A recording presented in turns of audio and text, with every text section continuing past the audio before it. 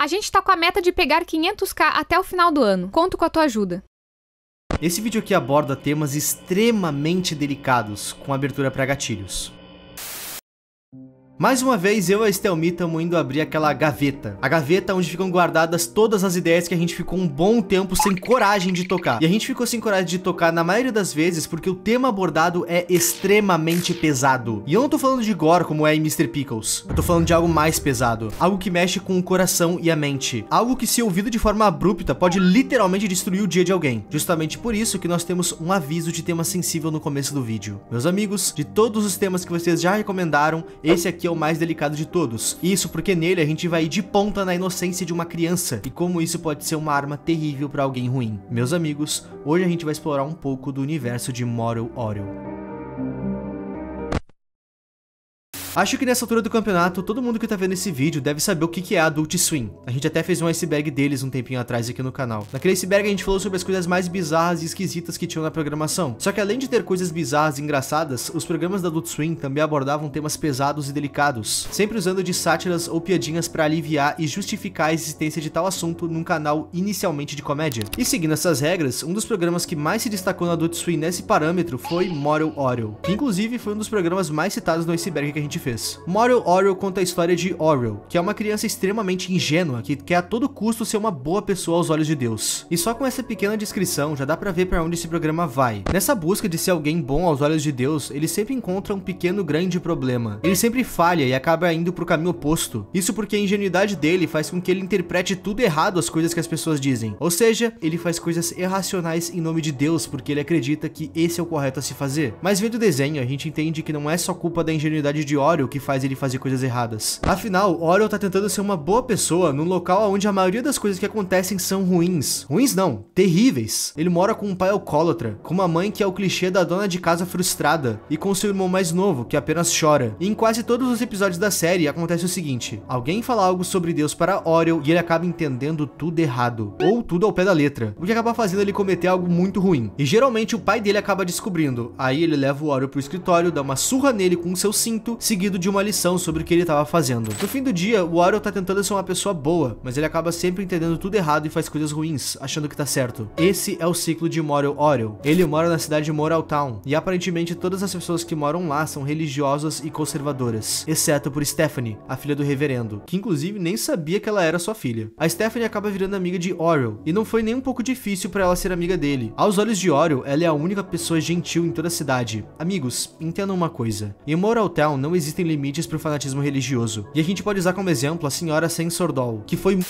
já que teve suas partes reprodutivas removidas na tentativa de criar uma criança perfeita e pura. Vocês veem o nível disso? É o nível de crueldade que tu encontra em obras como Outlast. Isso seria normal lá. Moral Orel é uma série um pouco grande, então nesse vídeo a gente não vai se aprofundar numa lore em específico e nem explicar algum personagem em específico. A gente vai passar por alguns episódios na intenção de mostrar algumas coisas que o Orel fez tentando agradar a Deus. E a gente vai começar no episódio Chefe de Deus. Nesse episódio, o Orel é pego praticando certos atos consigo mesmo, no banheiro da escola. O que é uma coisa natural, não no banheiro da escola. Na verdade, isso chega só até assustador. Mas se tocar é natural. Vendo o histórico daquela cidade, o fato dele ter sido flagrado fazendo isso não vai acabar bem. O diretor da escola vai mandar ele conversar com o reverendo da igreja. E o reverendo diz pra Orel que fazer aquilo é errado, porque esse tipo de prática só pode ser feita com a finalidade de procriação. E é pecado fazer algo assim sem esse intuito. É pecado desperdiçar as sementes de Deus. Nisso, Orel pergunta aos seus pais como que os bebês são feitos. Aquela dúvida típica de criança. E o pai dele diz que quem faz as crianças é Deus, usando um glacê divino. Puta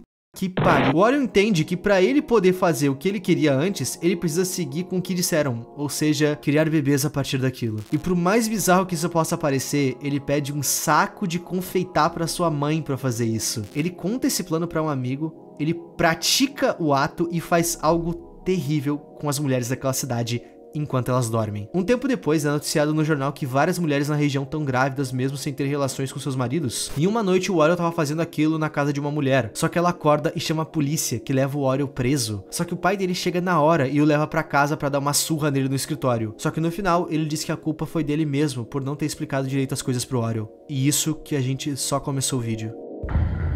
No episódio Caridade, tá tendo um sermão na igreja sobre ajudar as pessoas necessitadas. O pai do Oreo diz pra ele que ele precisava arrumar um emprego pra aprender o real valor do dinheiro. Então ele começa a trabalhar num comércio local. E quando ele recebe seu primeiro salário, ele encontra uma pessoa que ele pensou ser um morador de rua e dá o seu dinheiro pra ele. Até aí tudo bem. Só que o cara aceita e dá uma substância ilícita pra ele em troca. O Oreo deu dinheiro pra um traficante. O Oreo não quer aceitar nada em troca, porque o objetivo dele era só ajudar mesmo. Mas o cara insiste e diz que o Oreo vai estar fazendo um favor pra ele se ele levasse a substância ilícita.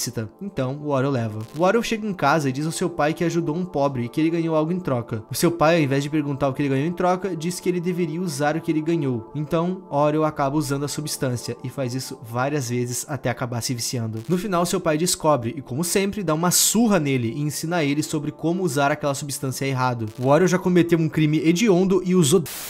E a gente ainda tá no começo do vídeo.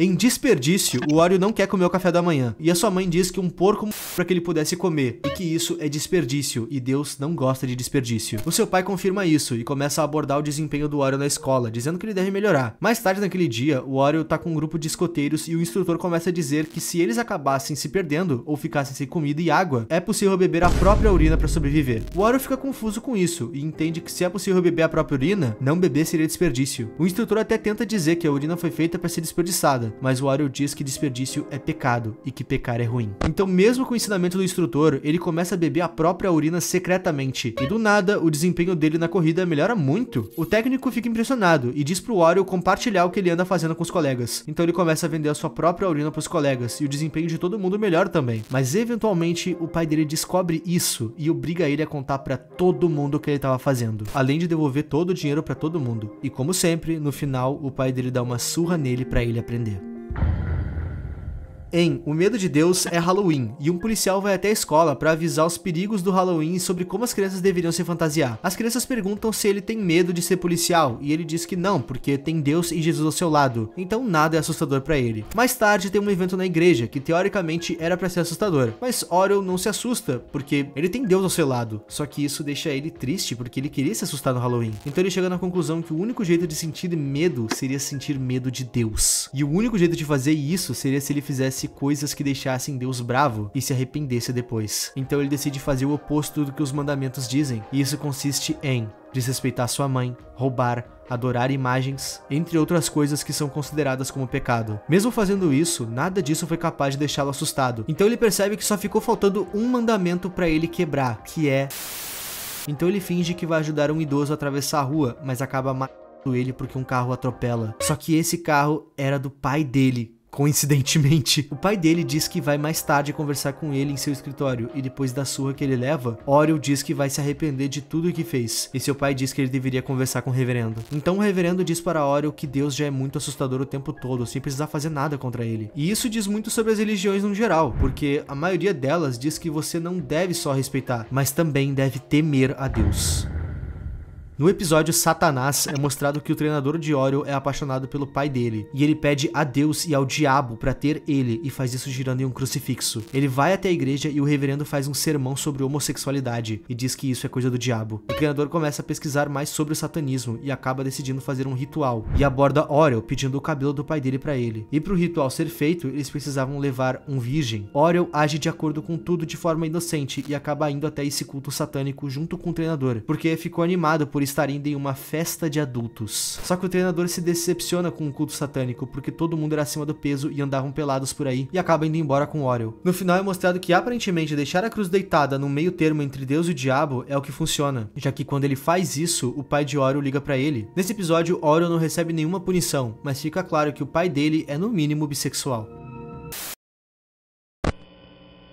Em Face Sagrada, Oreo compra uma imagem de Jesus, e num acidente de ônibus, a pequena estátua é cravada no tórax do passageiro que estava do lado dele. Esse passageiro é médico, e quando ele acorda no hospital, não entende porque seu ferimento não estava sendo tratado. E Oreo diz que aquilo era tipo um milagre, e pelo fato do ferimento ter a forma do rosto de Jesus, ele era sagrado, e não deveria ser realmente tratado. Todos na cidade de alguma forma compactuam com essa decisão, e não deixam o médico se tratar, então o amarram e sedam ele. Então várias pessoas doentes vão até até ele pedir para que o ferimento em forma de Jesus cure elas, o que faz ele ficar exposto a vários tipos de doenças e infecções, já que o ferimento estava basicamente aberto ali. Ele estava quase morrendo, e quando todos deixam o local e só Orwell ficou, o médico tenta convencer ele a dar os medicamentos para ele. E depois de Orwell conversar com seu pai, ele acaba deixando os medicamentos acessíveis para o médico, já que ele estava amarrado na cama. No dia seguinte, ele já está melhor e o ferimento fechou. Orwell não tem culpa de ter infectado o médico, mas esse episódio mostra bastante como a ingenuidade de Orwell acaba prejudicando as pessoas ao redor dele, mesmo que ele não tenha culpa diretamente. Porque se não fosse pela figura que ele comprou, isso não teria acontecido com o médico. O último episódio que a gente vai falar é Sozinho. Isso porque ele é um pouco diferente dos outros e foca mais em outros personagens. Esse episódio começa diferente. Ao invés da música de abertura usual, a gente ouve uma transmissão de rádio dizendo que essa é uma edição especial com um sermão do Reverendo Putty, mas que antes teria uma notícia fofa. Orwell saiu da cidade para ir numa reserva natural em uma viagem de caça com seu pai. Orwell diz que está animado e que tem praticado atirar em coisas. Enquanto todas essas coisas estão sendo ditas, a gente vê a enfermeira Bendy entrando num lugar chamado Apartamento para Solteironas. Depois da participação de Orwell na rádio, nós vamos finalmente para o sermão do reverendo, que diz que resolveu dedicar o sermão do dia para as senhoras que ficam em casa tomando conta das coisas dos homens, e que por mais que elas sejam triviais, elas são responsáveis por darem à luz aos filhos de seus maridos. O episódio mostra a enfermeira Bendy chegando em casa e ela desliga o rádio. Ela parece estar com uma cara triste, mas assim que entra em casa, o semblante dela muda. Entrando em casa, ela começa a chamar por Hubby. A gente vê várias fotos delas com vários ursinhos de pelúcia e de repente ela acha Hubby, que também é um ursinho de pelúcia. Ela então dá oi para sua família e coloca os ursinhos na mesa e pede desculpas pelo atraso. Ela diz que se atrasou porque o diretor fake fez ela fazer muitas coisas de adulto no escritório, mas que ela tem uma surpresa. Ela entra no banheiro e quando sai de lá, ela está vestida como é o estereótipo de dona de casa que a sociedade tem. E ela diz que aquilo com certeza é adulto. Ela diz que eles devem ser um bom exemplo de adultos para o pequeno Sonny, que também é um urso de pelúcia. Ela diz que está com fome e que já é hora do jantar. Ela serve sanduíches e leite para todos e diz que antes de comer eles devem rezar. Até esse ponto do episódio, a gente nota que ela agiu de forma bem infantil o tempo todo, desde quando chegou em casa. Só que no momento em que ela está rezando, toda essa infantilidade parece ir embora. O verdadeiro eu dela vem à tona. Ela agradece por Deus manter aquela família unida e diz que todos precisam de pessoas que não significam nada para ela, ou que não se importam de fazer coisas sujas e horríveis com ela. Ela diz que precisa de uma família porque eles se importam que ela seja uma pessoa real e que às vezes se sente triste, mesmo com pensamentos felizes ou amedrontada, ou com pensamentos solitários. E que ela precisa de pessoas que saibam que ela sente emoções. No final da oração, ela derruba uma lágrima e diz que os olhos dela só estavam suando. Depois disso, o episódio mostra o apartamento ao lado, onde mora a professora Agnes Sculpton. Ela chega em casa e aparentemente tem algum tipo de toque ao desligar as luzes e trancar a casa. Em cima da mesa, a gente vê um cabide torcido com sangue, e a gente vê que na hora ela demonstra uma dor na região da barriga. Ela toma uns remédios e dobra o cabide de volta onde pendura sua roupa. E eu acho que vocês já devem ter entendido o que rolou aqui. Ela então liga o rádio e nele estão falando sobre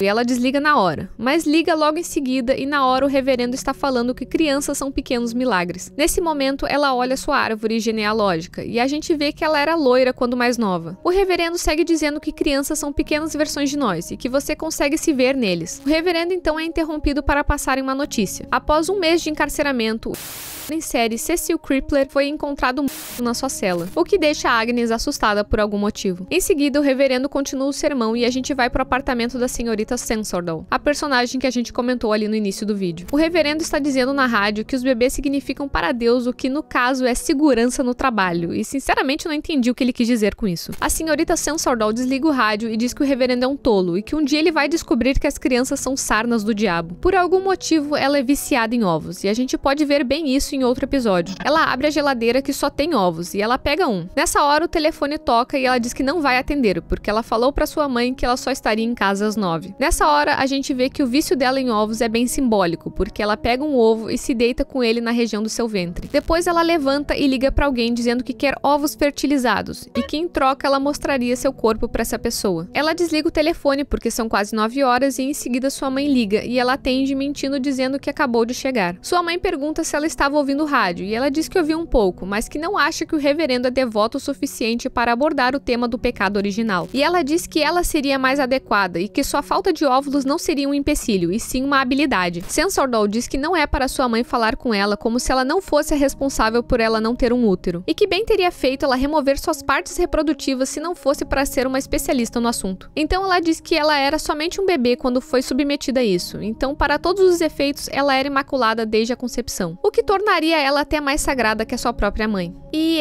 aqui dá pra entender a simbologia dos ovos e por que ela odeia tanto bebês. Em seguida a gente volta pro apartamento da enfermeira Bendy, que nessa hora já está tirando o jantar da mesa. Ela acaba derrubando as coisas no chão perto de Hubby, e ela se abaixa para limpar e fica de costas pra ele. Conforme ela limpa, ela acaba empurrando a cadeira onde Hubby estava, e ele cai em cima dela e ela começa a gritar e pergunta como ele pôde fazer aquilo, que ele não poderia fazer isso com ela, não ele. Ela fica repetindo que ele não poderia fazer aquilo, e quando ela está pra se virar, Hubby esbarra no copo de leite que estava em cima da mesa e derruba tudo nela. Ela se desespera e se afasta, falando que não era pra ele tratar ela assim, não igual todo mundo trata ela. Ela diz que ele era especial, e ela fica chorando quando diz que estava em casa, que é um lugar que deveria ser seguro pra ela. Voltando pra Agnes, ela vai pro banheiro, onde tinha várias páginas de jornal. E na rádio ainda estão falando que Crippler foi preso em março, quando ela perseguiu cuidadosamente o predador por várias semanas, heroicamente sacrificando sua integridade junto do seu cabelo loiro para conseguir prender o perseguidor de morenas. Quando perguntada como ela conseguiu pegar o pervertido, ela disse que não trancou a porta. O locutor diz que aparentemente para a professora sombria e desleixada, essa ação sozinha foi muito mais nojenta do que qualquer ato não consensual. Agnes começa a tirar todos os recortes de jornal sobre o caso, enquanto o reverendo fala, e ela começa a delirar na frente do espelho. Ela vê ela mesma loira, depois vê Crippler. Nesse momento é mostrado nas sombras o que aconteceu entre os dois, e depois disso, Agnes aparece deitada com um semblante satisfeito. O reverendo diz que a procriação/crianças foi o que Deus criou para que nós nos tornássemos mais próximos, para que não fiquemos sozinhos, porque estar sozinho é horrível, e que é pra gente deixar estar sozinho para os vermes e outros animais que conseguem se reproduzir sozinhos. Nesse momento, Agnes se levanta e ouvimos um choro de bebê, e vemos Crippler no reflexo do espelho com uma cara de desaprovação. Voltando para a senhorita Censordoll, ela está pintando uma pessoa para a maquete dela, enquanto o reverendo diz na rádio que nós precisamos de outras pessoas na nossa vida, como um lembrete constante de que não estamos no centro do universo, porque só tem uma pessoa com esse lugar reservado para ela no cosmos. E a senhorita Censordoll completa dizendo que essa pessoa é ela, a matriarca de Morrowtown. Depois de dizer isso, ela coloca a gema de ovo na igreja da maquete e faz movimentos sugestivos. Com tudo isso, a gente vê que a cidade de Morrowtown é de forma geral bem hipócrita, o que é um reflexo da nossa própria sociedade, que julga as pessoas na régua delas, e em suas vidas pessoais também fazem coisas erradas, tanto quanto quem elas julgam. O pai de Orwell é alcoólatra e bissexual. Censordoll foi morta quando criança e agora tem uma obsessão esquisita por ovos e odeia bebês. A enfermeira Bendy provavelmente é usada e tenta livrar a cabeça disso se infantilizando e criando a vida/família perfeitos quando chega em casa, entre outros problemas que existem na cidade. Mas no final, quem é mostrado sendo punido é Orwell, que é uma criança que quer ser boa, e diferente de alguns adultos, não sabe o que está fazendo e acaba sendo punido muitas vezes até pelos erros do seu próprio pai, que não explica direito as coisas e é negligente em vários aspectos. Hoje em dia, o fanatismo religioso ainda é muito comum no nosso cotidiano, e eu falo isso por experiência própria, como uma pessoa que vem de uma família extremamente religiosa e conservadora. Eu sofri muitas coisas em nome de Deus e isso me gerou vários traumas e sinceramente eu não desejo isso pra ninguém. Eu não tenho nada contra nenhuma religião, respeito todas igualmente, mas eu sou contra pessoas que querem impor sua religião nas outras, até mesmo desrespeitando outras religiões. Como diz no livro Ignorância, uma história global, que é um livro que fala sobre todos os tipos de ignorância da humanidade, a ignorância religiosa ou intolerância está relacionada puramente à desinformação, e isso resume muita coisa que acontece em Moral Orwell, porque é a partir do não saber que tu julga de uma forma discriminatória. Bom, meus amigos, eu espero que esse vídeo não tenha causado nenhum sentimento ruim em vocês. Quer dizer, causar ele causou, mas nenhum muito grave. Moral Orwell é a provável peça midiática mais herege e pesada no que diz respeito à religião. E eu não sei se isso é certo ou não. A gente vê um monte de obras por aí tratando de assuntos de forma banal e até mesmo de outras religiões, discriminando com preconceitos. Então, por que Moral Orwell seria a mais pesada? A religião que crê em Deus e Jesus é uma das maiores, então vai de cada um se incomoda ou não. Pra mim, honestamente, incomoda. Mas se o foco da mídia é fazer isso, tudo bem. Ela alcançou em mim o que ela queria. No mais, é isso, meus amigos. Deixem nos comentários a opinião de vocês sobre, e claro, mandem ideias de vídeos. E no mais é isso. O meu nome é Ipe, e tchau.